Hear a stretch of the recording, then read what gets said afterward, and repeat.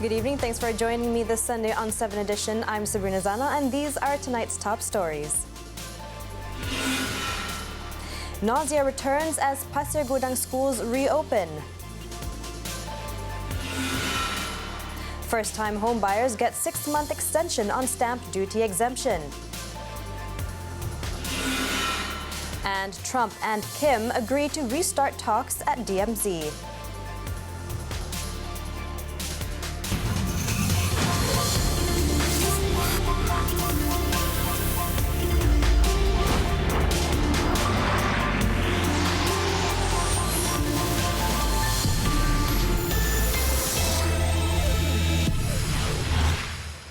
We begin the bulletin with this story. First-time homebuyers have been given another 6 months of stamp duty exemption.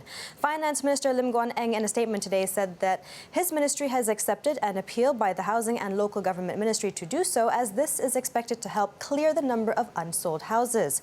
Following this announcement, the home ownership campaign has also been extended until December 31st this year. The stamp duty exemption was part of incentives contained under the campaign, announced in the 2019 budget and became effective from January 1st until June 30th this year. Stamp duty exemption of 100% was limited to the first 1 million ringgit of the house's value, with the remaining value subject to a 3% rate. Under the home ownership campaign, housing developers offer at least 10% discounts on purchase prices. According to a report from the National Property Information Center, the number of unsold residential properties in Malaysia had risen to 32,313 units, valued at 19.86 billion ringgit in the fourth quarter of 2018.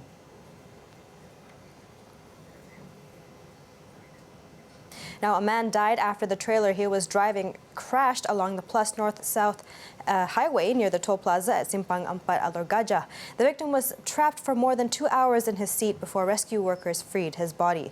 39-year-old Roha Zurihan Hamzah alias Hashim was carrying a shipment of wood from Gemas Negeri Sembilan heading to Kuala Lumpur when the accident happened at 8 a.m. today. Authorities said when the trailer arrived at the exit from the toll plaza, it lost control and crashed into the road divider on the right side of the road and then overturned.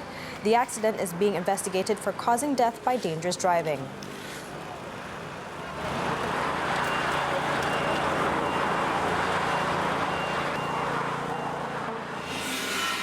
Last night, a horrific accident between two cars claimed the lives of 2 men and a baby on Jalan Kuantan, Johor Bahru in Rompin, Pahang. The dead were identified as the drivers of both cars, a 57-year-old police officer, Sergeant Zainuddin Bakar, and Bayam Ija, aged 53. At around 9:30 p.m., a Hyundai Accent driven by Zainuddin from Kuantan heading to Mersing, Johor, crashed into the opposite lane and hit the Proton Iswara driven by Bayam. In the car with Zainuddin was his wife and daughter, who suffered head injuries, while his 7-year-old stepson was unhurt. The sergeant's 1-year-old grandson, however, died in the emergency room in Rompin Hospital. 2 passengers in the Proton car also suffered head and leg injuries. The accident is being investigated under the Road Transport Act for causing death by reckless driving. Next, a motion to compel all members of parliament to declare their income and assets to the Malaysian Anti-Corruption Commission, MACC, will be tabled in the Dewan Rakyat tomorrow. Deputy Speaker Ngakor Ming said today that the motion was part of reforms in the government's fight against corruption, which will be tabled by a minister in the Prime Minister's Department, Datuk Liew Wee Kiong. Nga said the government had encouraged all MPs to declare their income and assets. However, opposition members were not receptive to the idea. According to the MACC's Asset Declaration Portal, only 124 or 89.2% of government MPs have declared their assets. Nga said that if the motion was approved, legal action can be taken against any MP who failed to declare his or her assets. With this move, he added that the government can improve the country's standing in the Corruption Perception Index. Nga also hoped that the compulsory declaration of assets can be extended to members of the Dewan Negara.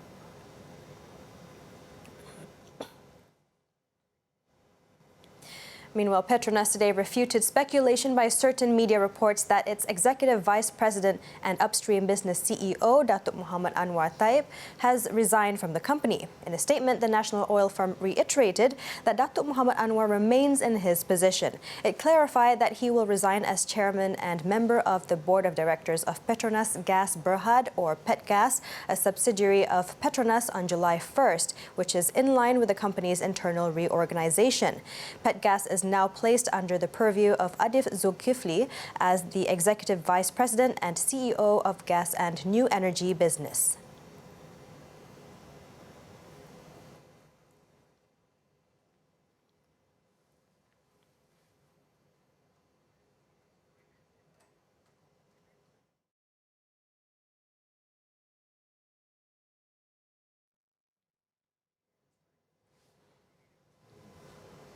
Now on to the Pasir Gudang pollution crisis in Johor. All 111 primary and secondary schools in Pasir Gudang will remain open despite several students experiencing breathing difficulties and nausea on Sunday morning. State Health, Culture and Heritage Committee Chairman Muhammad Khuzan Abu Bakar said that classes would continue as air quality readings in the area are normal. Tidak, hari ini sekolah tak tutup. Sekolah seperti biasa. Walaupun saya tahu ada di viral di dalam WhatsApp group dan sebagainya mengatakan hari ini sekolah tutup. Tidak, sekolah seperti biasa. Cuma dinasihatkan kepada cikgu sekolah Ya, yes. Ya, kalau ada simptom-simptom, cikgu akan hantar ke klinik kesihatan. Muhammad Khuzan said agencies like the Pasir Gudang Emergency Mutual Aid and the Department of Environment would continue to monitor the air around Pasir Gudang. He added some 130 students, including 3 teachers from 15 schools, experienced symptoms including nausea and vomiting today.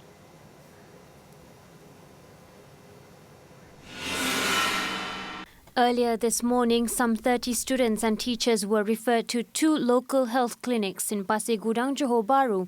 They were among 130 others who experienced dizziness, nausea and vomiting following the third wave of toxic gas pollution in the area. The Johor Exco, however, said none of the affected people were referred to the hospital. Anggaran lebih kurang total semua dalam 130 lah. Tetapi yang dirujuk je ke klinik kesihatan, bukan hospital. Dirujuk ke klinik kesihatan ialah cuma 30 orang saja. Ada guru? Ada guru seorang, demam. Ada guru dua guru. Tiga guru. Yes, 3 guru. The chaotic situation began just hours after schools in Pasir Gudang reopened after being closed since last Tuesday due to respiratory problems. At least 3 ambulances from the Civil Defence Force and Sultan Ismail Hospital were seen rushing to the affected schools after several students and teachers fainted. Some parents were also seen taking their children back home. Sekarang dia pening. Lepas tu badan dia lemah. Macam mana cikgu inform puan? Dia call saya tadi, dia cakap kena ambil anak sebab dia lemah. Cikgu cakap dia pening, badan dia lemah. Dia sarankan untuk bawa pergi klinik. Dia bagi surat. Some of the affected schools include SK Kopok, SMK Tanjung Puteri Resort, SMK Seri Alam 2, SK Taman Pasir Putih, SK Jenis Kebangsaan Tamil Ladang Sungai Pelentong, SMK Taman Nusa Damai and SK Taman Cendana. Deputy Prime Minister Datuk Seri Dr. Wan Azizah Wan Ismail wants a long-term plan designed to ensure a comprehensive solution to the air pollution issue in Pasir Gudang. She said the government might have to think of ways to resettle the residents with the consent of the Sultan of Johor, Sultan Ibrahim Iskandar, adding that the long-term plan was important to avoid a recurrence of the incident. It is not easy because semua kelang-kelang dalam persekitaran housing. So you have to think of a long-term plan. But short-term plan is that to have the detection, to remove them from that place. And long-term plan is how to penempatan semula. She said the factor of economic output by the manufacturing industry in the area should also be considered when drawing up the long-term plan. Sultan Ibrahim has expressed his displeasure over the chemical dumping and air pollution incidents which hit Pasir Gudang this year and has ordered the authorities to take quick action to overcome the problems, including arresting and punishing the culprits.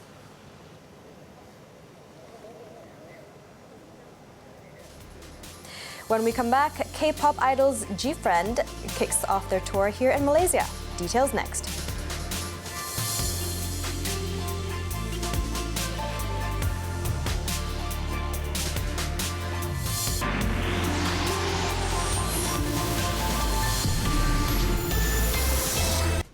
Now let's hop on to our daily segment Clickbait, where we take a look at what's trending and making rounds in the cyberworld today.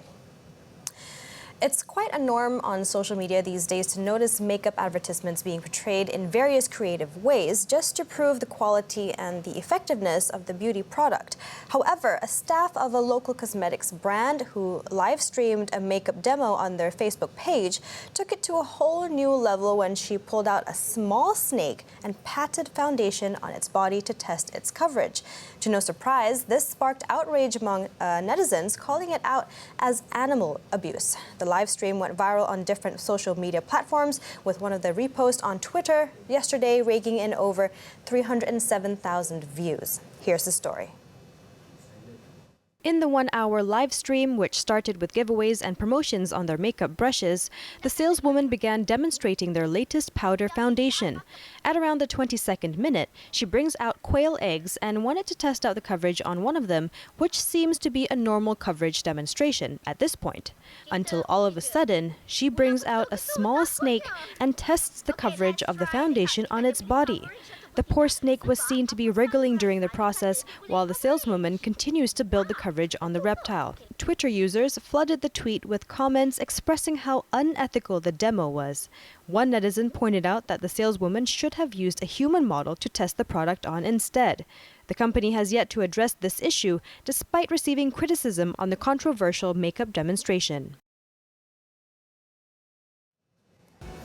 K-pop girl group GFriend made its way onto our shores for the very first time for its Asia Tour 2019 last Saturday at Stadium Malawati in Shah Alam. A day before the concert, our team had a chance to get up close and personal with the girls to get to know them better. Our colleague Shafiqa Razali has more.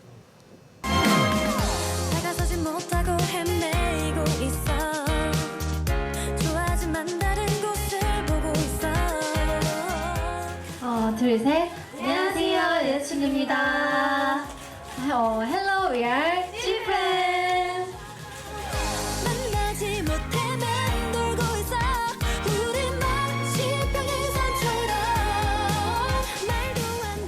GFriend, dubbed Korea's national girl group, was here for the first time for the meet and greet session with the media, and they've been around for 5 years. Their fan base is massive, called Buddy.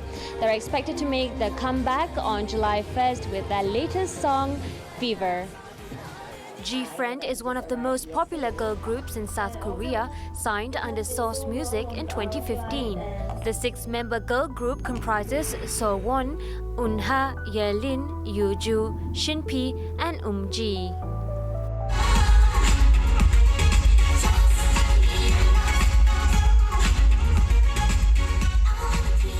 Their Asia Tour 2019 kicked off on May 19th, and Malaysia is their first stop in Southeast Asia before they reach Singapore, Thailand, Hong Kong, Indonesia, Philippines, and Japan. 아무래도 말레이시아 버디들이 저희를 굉장히 보고 싶어 하는 마음이 저희한테 닿았기 때문에 제일 첫날로 오지 않았을까 싶습니다.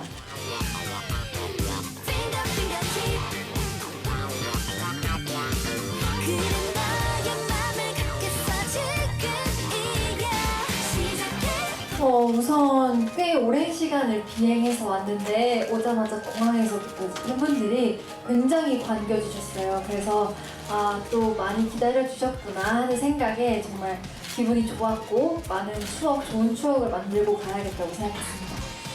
Asked on what they thought about Malaysia, Yuju said she was excited to be in the country because of its unique spicy food, including our very own nasi lemak. 또 굉장히 맛있는 음식이 많다고 들었는데 그중에 제가 제일 궁금한 게 나시라마이라는 요리거든요. 그래서 얼른 먹어보고 싶습니다. Since their debut, the K-pop group has released 7 EPs and 2 studio albums, including the recently released LP, Time for Us. But tomorrow, they'll be releasing their latest song. 곡으로 컴백을 하게 됐는데요. 열대야는 그 밤이 되어도 식지 않는 열기를 사랑에 비유한 그런 저의 열정적인 여자친구의 퍼포먼스를 보실 수 있는 곡인데요. 정말 저희 여자친구 6명 모두 너무너무 좋아하는 곡이니까 기대를 해주셔도 좋을 것 같습니다. Commenting on their concert, the group said it had a special treat just for Malaysian fans. 노래 가사에 현지어를 조금 넣어서 불러보도록 하겠습니다.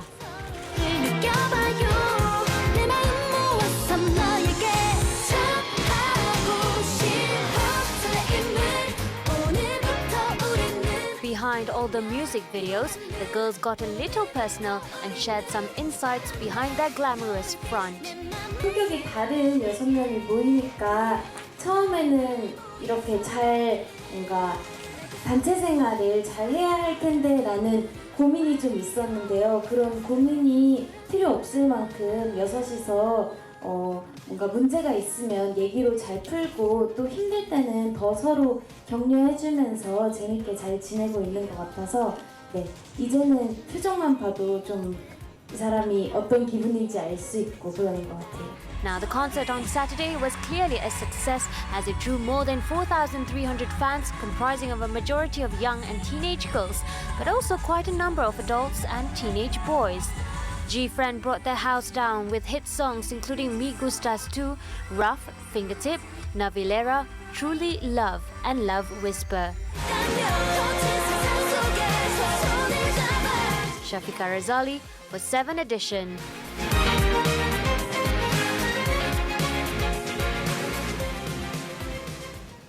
After the break, Japan resumes commercial whaling after 3 decades despite outcry. We'll be right back.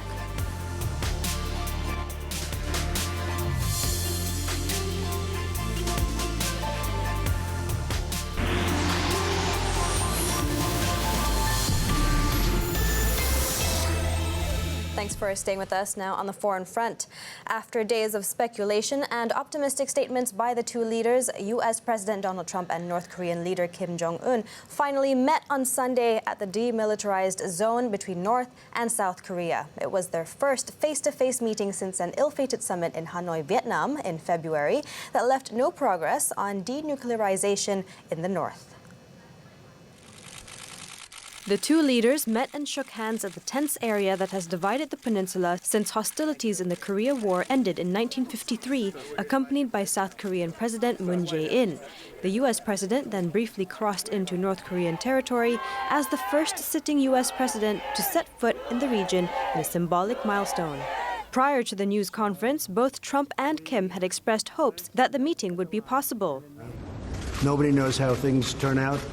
But certainly this was a great day. This was a very legendary, very historic day. It was quick notice. Nobody saw this coming. And it was great that he was able to react so quickly and that we were all able to react so quickly. Kim, in response, said this was a symbol of their excellent relationship. Later on, the meeting began with key issues brought up. First, Trump announced that new teams would be set up by the three parties to the negotiations and that U.S. sanctions on the North remain. They're staying on. I mean, at some point, look, I'm looking forward to taking them off. I don't like sanctions being on his country. I'm looking forward, but the sanctions remain, yes. But at some point during the negotiation, things can happen. And that's what we'll be talking about, sanctions, okay? Thank you very much. Thank you, sir. The teams would also initiate stalled nuclear talks. Trump said earlier Sunday that logistical and security issues still need to be addressed. Negotiations with North Korea to try to convince it to abandon its controversial nuclear program reached a peak last year when Trump and Kim had a historic meeting in Singapore. Next, Japanese fishermen are set to sail this Monday to hunt whales commercially for the first time in more than 3 decades after Tokyo's controversial withdrawal from the International Whaling Commission, IWC, triggered outrage from environmental groups. Whaling communities in the country hailed the return of the practice, with Tokyo fiercely defending it as a tradition that should not be subject to outside interference.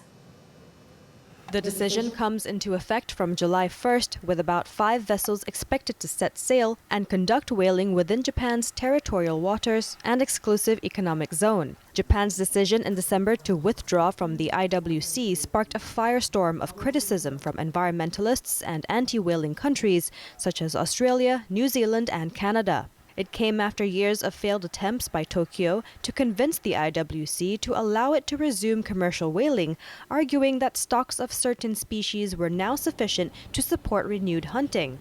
For years, the issue of whaling was a diplomatic headache for Japan, which came under attack for exploiting an IWC loophole to hunt whales for scientific purposes. Japan has hunted whales for centuries, and the meat was a key source of protein in the immediate post-World War II years when the country was desperately poor. But consumption has declined significantly in recent decades, with much of the population saying they rarely or never eat whale meat, and activists have pressed Japan to ditch the practice.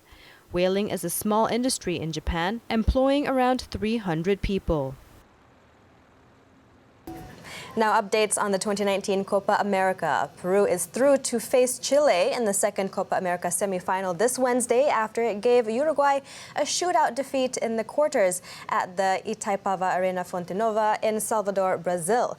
Uruguay had already been left frustrated by 3 goals ruled out during normal time before the match went straight to extra time at the end of a goalless 90 minutes.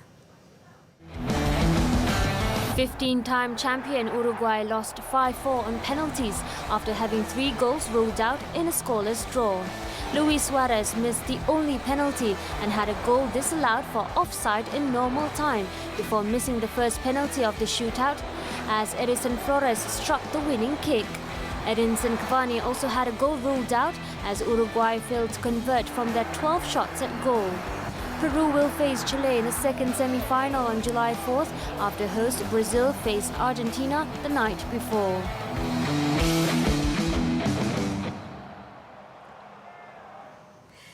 900 participants, including 500 children in France, participated in their annual sporting event, Tire Racing, where various types of tires, including scooters, trucks, and backhoe tires, were used in the popular celebration. We leave you with visuals of the thrilling event as we wrap up tonight's news. I'm Sabrina Zainal. Thanks for tuning in and see you next time. Good night.